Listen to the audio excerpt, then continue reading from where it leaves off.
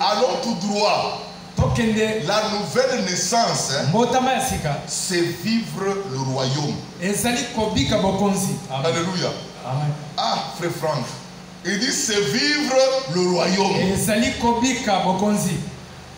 Tu vis la parole. Tu es dans le royaume. Il y a quelque chose qui te commande en toi. Il te dit fais ça, ne fais pas ça. C'est la parole. C'est ça la nouvelle naissance. Maintenant, ce qui m'a surpris, quand frère Franck a pris la parole, il dit qu'est-ce que la foi? Il parlait. Nous, on a toujours récité la foi, c'est quand Dieu vous révèle ce qu'il est en train de faire. Mais c'est ce qu'on a toujours dit. Hein? Mais il a expliqué ça. Il dit la foi, c'est quoi? La foi, c'est voir Dieu en toi répéter ce qu'il a vu dans la parole.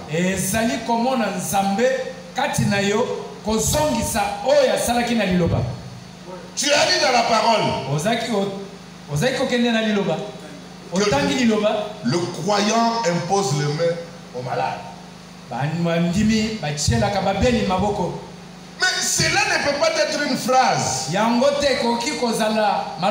Ça doit être une vie. Est-ce que vous comprenez? Ça doit être une vie. Tu es croyante. Tu trouves la sœur malade. Nos sœurs prions. C'est ça les croyants. Fermez les yeux. Seigneur, cette maladie quitte dans ma sœur. La maladie c'est un démon.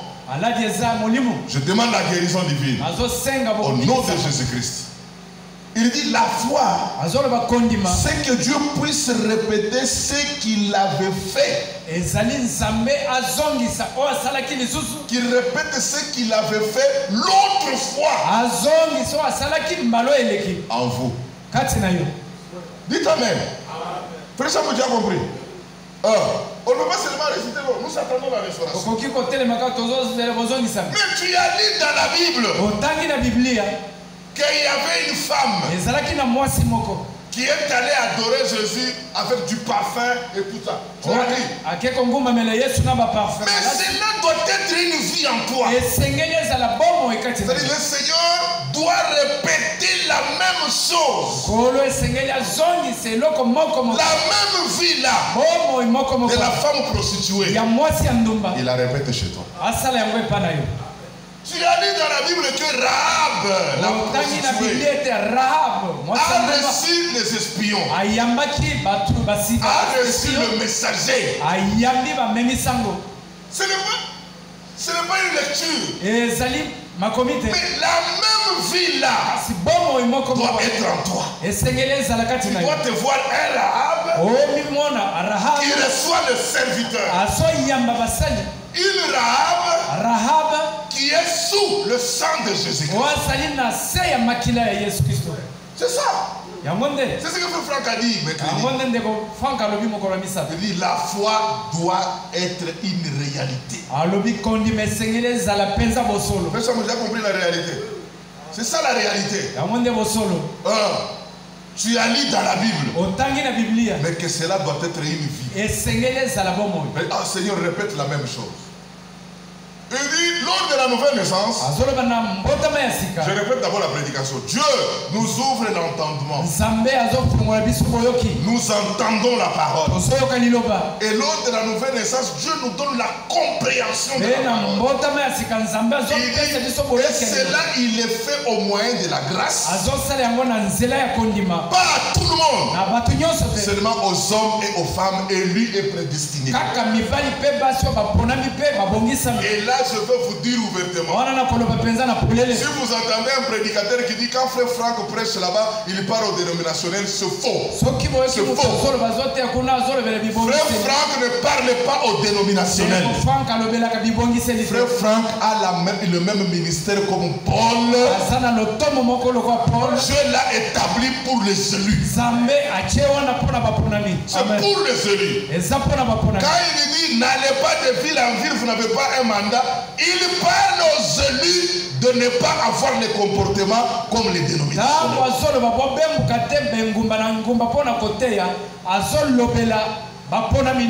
Parce que Frère Franck était un homme.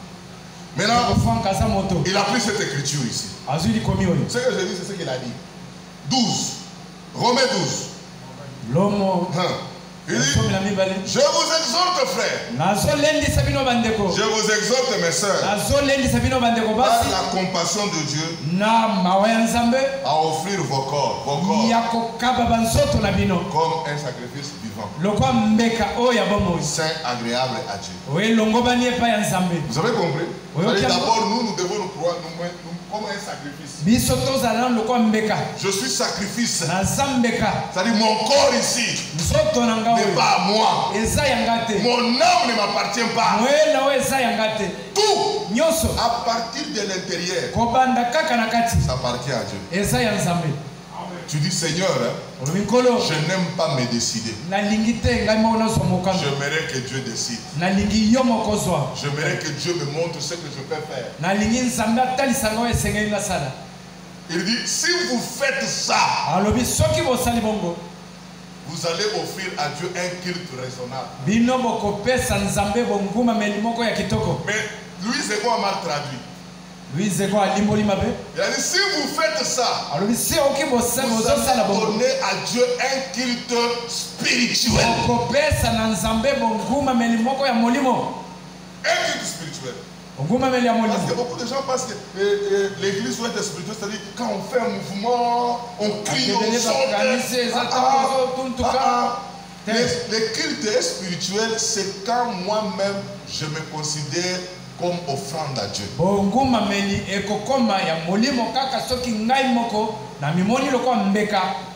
Je suis le sacrifice sur l'autel. Quand Élie est venu, le Tishbite, il a pris un taureau. Il l'a coupé dans 2 morceaux. Le taureau là symbolise Christ. Le taureau là symbolise l'église. Corps mystique de Jésus-Christ. Ça symbolise le corps. Mais le morceau qu'il a coupé de taureau là,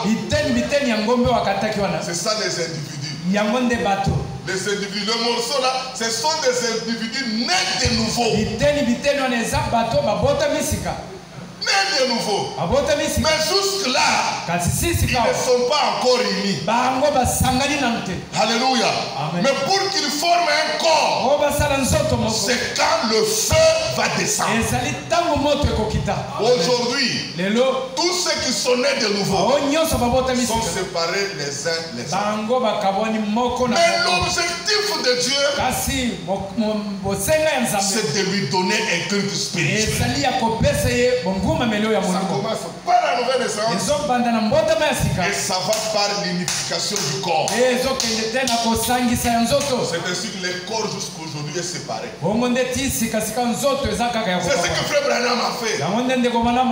Il a pris l'église, épouse. Il a remis sur l'autel constitué de 12 pierres. Sur la doctrine des apôtres. Sur la parole que les apôtres ont prêchée. Mais le taureau là est encore séparé. Nous attendons le feu. Le puissant baptême du Saint-Esprit. C'est là que nous serons édifiés. C'est ce qu'il vous dit, frère. Offrez vos corps comme un sacrifice vivant. Ça veut dire né de nouveau. Un sacrifice saint, sanctifié, agréable. C'est quand le feu descend. Aujourd'hui nous sommes agréables au niveau de l'âme.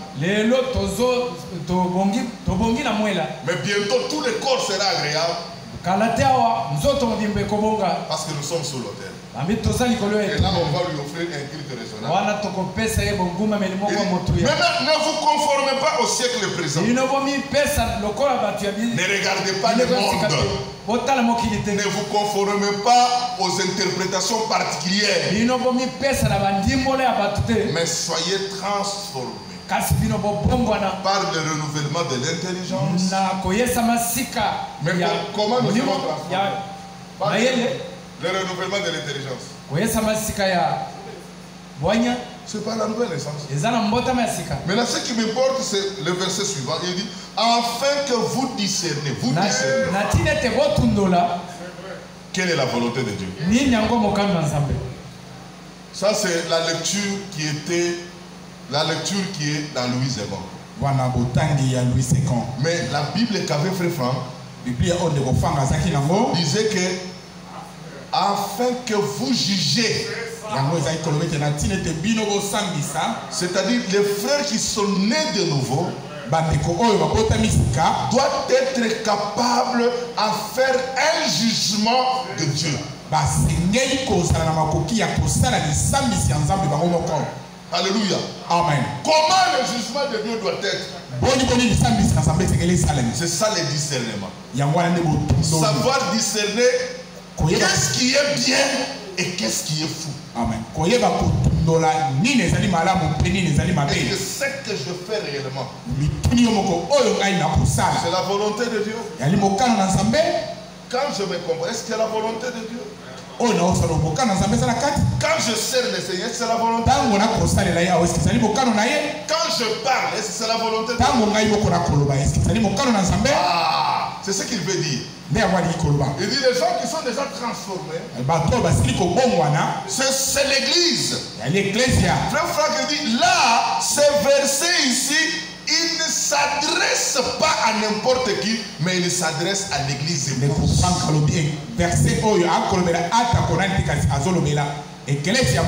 Aux membres de l'épouse. Nous sommes membres. C'est par la nouvelle naissance. Un homme né de nouveau, il sait faire le jugement de Dieu. Il n'est pas charnel. Amen. Amen. Même une décision peut tomber dans l'assemblée. Mais si vous êtes né de nouveau, vous pouvez prendre ça. Vous le jugez vis-à-vis de la parole. Est-ce que cette décision marche de pair avec la parole? Oui. Oui. Dites Amen. Je vous dis ouvertement. C'est comme on a dit, fermons la boutique là. Il faut la fermer. Parce que selon le jugement de la parole, cet endroit est consacré pour le Seigneur. C'est ça la volonté de Dieu. Maintenant, quand la chose est consacrée et que vous la faites autre chose, ça va créer toujours des problèmes. Mais si vous l'avez aussi respecté selon Dieu, selon sa volonté, il n'y aura pas de problème. Dites Amen. Il n'y aura pas de problème. Souvent des problèmes viennent, c'est parce que nous-mêmes, nous ne respectons pas la volonté de Dieu. Dites Amen. C'est comme on a dit, ce micro est consacré au Seigneur. Je ne peux pas amener ce micro chez moi pour aller chanter. Au moins que chez moi qui ait un service de la prédication. S'il y a autre chose que la prédication, n'amenez pas. Mais quand vous faites autre chose, ça devient bon. C'est la prédication de mercredi. Il dit le croyant doit savoir faire un jugement. Parce qu'ils sont membres de l'église. Ils sont membres de faire un jugement, un bon discernement de ce qui est bien et de ce qui est mal. Il dit, souvent-vous toujours se poser la question, et c'est la volonté de Dieu. Il a donné encore une autre écriture, on peut les lire. C'est Jean chapitre 8. Dans Jean 8, 43. Je dis d'abord, frère Franck, avant de toucher le sujet du jour. Je ne serai pas long. Jean 8, 8. Je pense que vous me suivez. Jean 8, 43. Jean 8, 43. Pourquoi ne comprenez-vous pas mon langage? Parce que vous ne pouvez écouter ma parole. Vous êtes du diable, votre père. Et vous voulez accomplir les désirs de votre père. Il a été meurtrier dès le commencement. Il ne se tient pas dans la vérité parce qu'il n'y a pas de vérité en lui. Lorsqu'il profère les mensonges, il parle de son propre fond.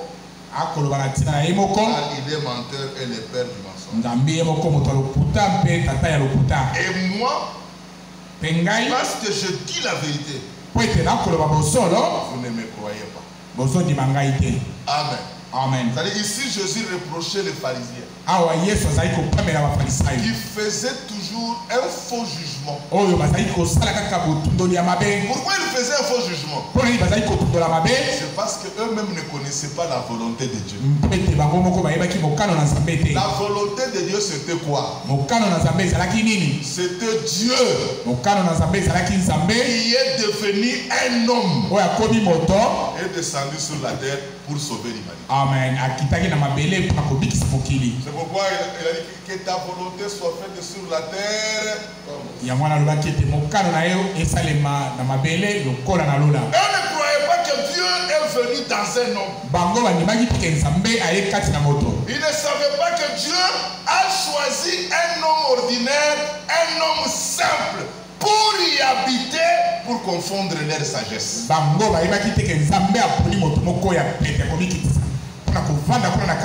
C'est pourquoi tout leur jugement était toujours au-delà. C'est pourquoi Jésus dit, parce que vous n'êtes pas de la vérité. Vous êtes de votre père le menteur. Parce que celui qui profane le mensonge. Si vous êtes de la vérité, vous allez faire tout jugement selon la parole. Selon la vérité. Et quand vous le faites selon la vérité, vous verrez, il n'y aura pas de problème. Il y a des problèmes parce que souvent, quand un problème se produit, nous le prenons charnellement.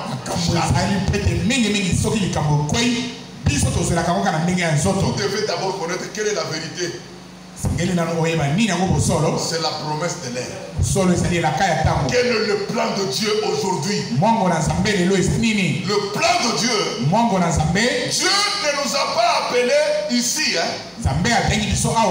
pour nous placer dans un armoire pour que les gens commencent à nous admirer. Suivez-moi très bien. Comme nous sommes ici, nous sommes comme dans l'armoire. Comme les gens qui sont cassés, quelqu'un passe là, il prie, ils sont là avec eux. Nous sommes comme des verres dans l'armoire ici. Dieu ne nous a pas appelés à ça. Frère Franck dit, Dieu nous a appelés en tant que vase.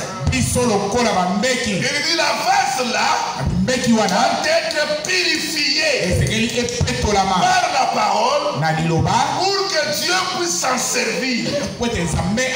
C'est ça notre objectif. C'est-à-dire nous venons ici pour que Dieu puisse s'en servir. Pas être dans l'armoire. Les gens passent, non, frère, c'est dans le centre. Non, là, nous sommes dans l'armoire. Nous devons être au service service de Dieu.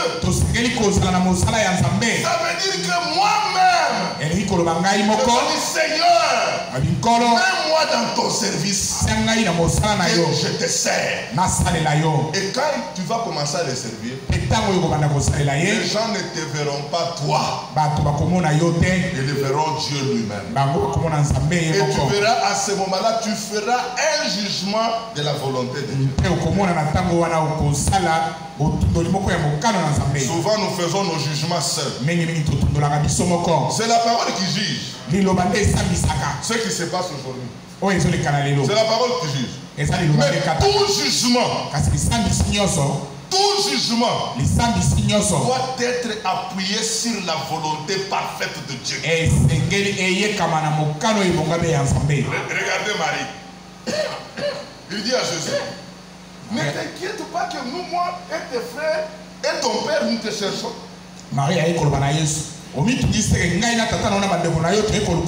Jésus a répondu, femme, ne savez-vous pas que je suis venu, je veux m'occuper des affaires de mon père. Et il va tout droit, il dit encore, ma nourriture. Ma nourriture, c'est accomplir la volonté de mon père.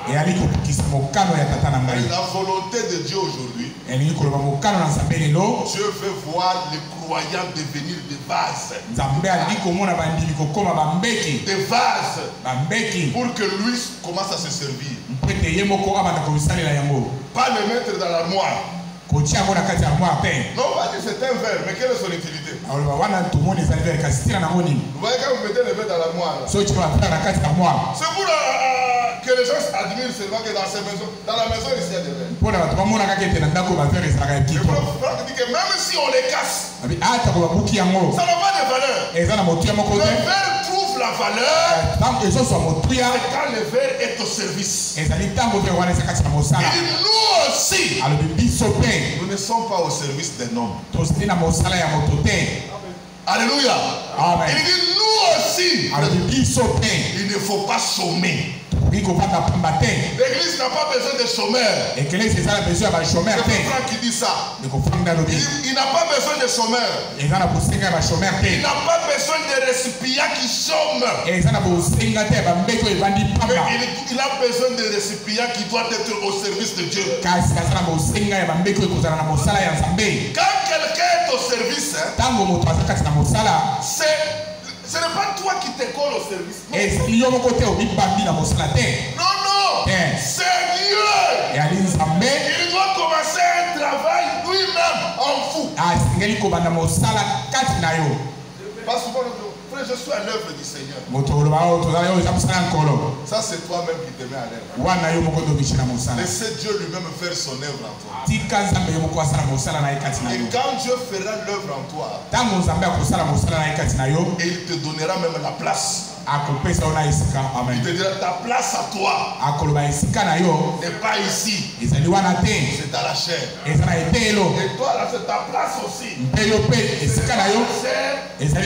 C'est là-bas. C'est pour ça que Dieu, on ne force pas.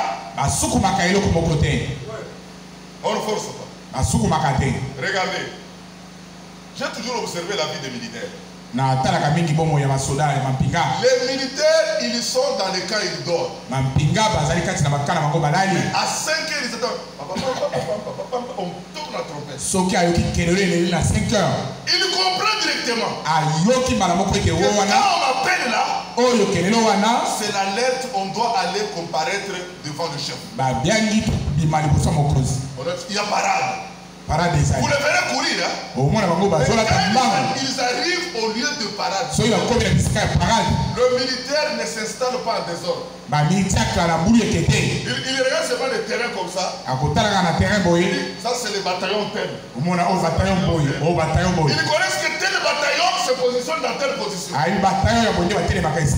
qu'on les a montré ça. Le bataillon qui doit être en face, c'est le bataillon d'élite. C'est eux qui portent même le drapeau. Et ils se mettent toujours en face du général. C'est l'ordre. Quand ils sont même en ligne, comme moi je suis caporal, je ne peux pas me mettre dans la ligne de sergent. Il connaît moi caporal, à côté il y a tel caporal, de l'autre côté il y a un sergent.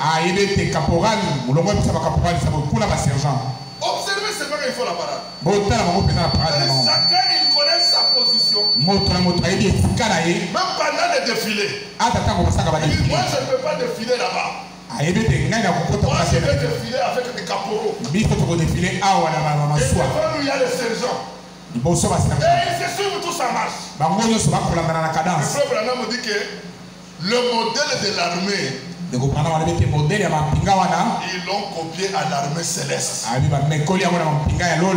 l'armée céleste, c'est le croyant.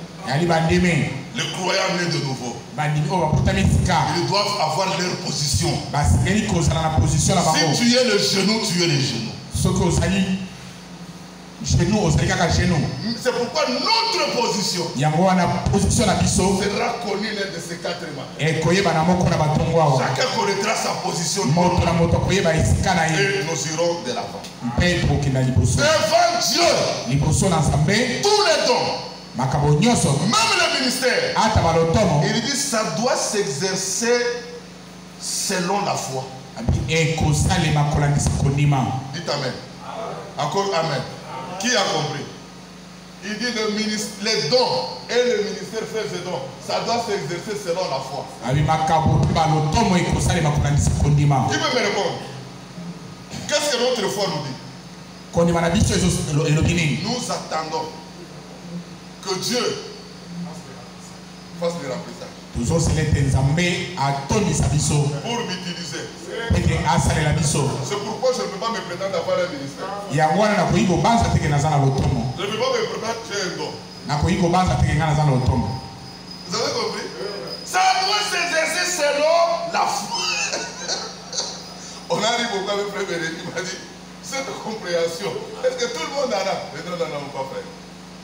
C'est ce que Franck voulait dire. Mais quand on dit selon la foi, c'est-à-dire, même quelqu'un qui n'a pas un ministère, il commence à se faire offrir, je le fais par la foi. Mais la foi, c'est la parole. Et qu'est-ce que la parole dit à propos de ton don et de ton ministère? Attendez le remplissage.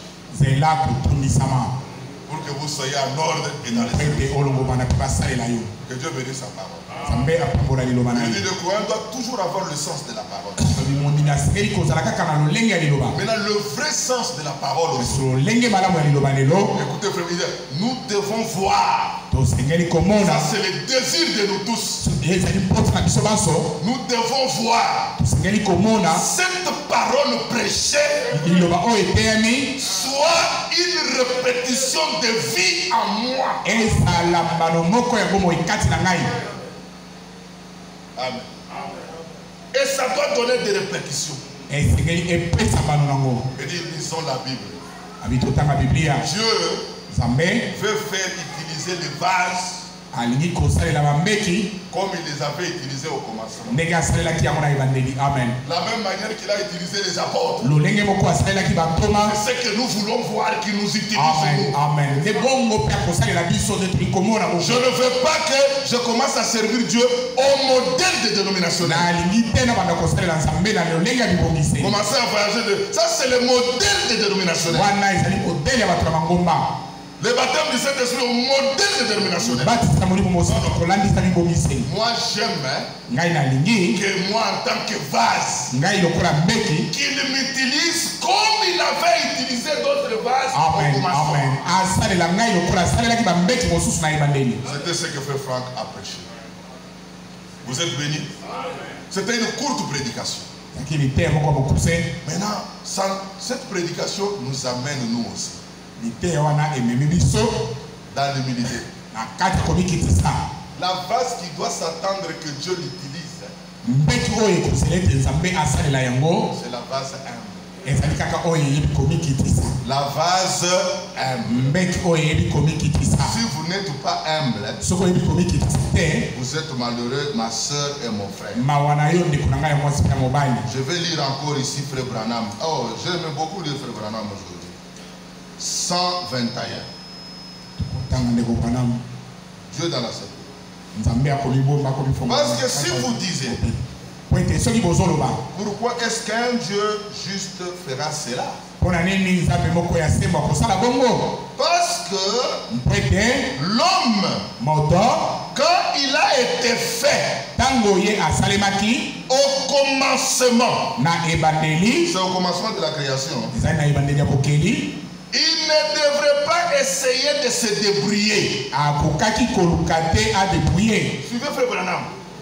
Quand Dieu a fait l'homme au commencement, il ne voulait pas que l'homme puisse se débrouiller. Dans les choses de Dieu, on ne se débrouille pas. Laissez Dieu lui-même faire. Dites Amen. Même si tu es fatigué pour venir à l'église, dis-nous, c'est mon frère, je suis fatigué. Nous allons comprendre, c'est parce que tu t'es débrouillé. Mais si c'est Dieu qui était en toi, il commençait à marcher pour venir à l'église, il continuera à le faire. Beaucoup se fatiguent, beaucoup se donnent des exercices parce qu'ils se débrouillent. D'autres même, c'est parce que Frère Bénéli veut qu'ils viennent. Il donne même l'argent pour qu'ils viennent. Ça, c'est se débrouiller. Ne vous débrouillez pas. Ne vous débrouillez pas. Laissez Dieu lui-même. Il dit, ne vous débrouillez pas tout seul. L'homme a été fait pour dépendre entièrement de Dieu. Amen. Mais dites Amen. L'homme a été fait pour dépendre entièrement de Dieu. C'est pour cette raison que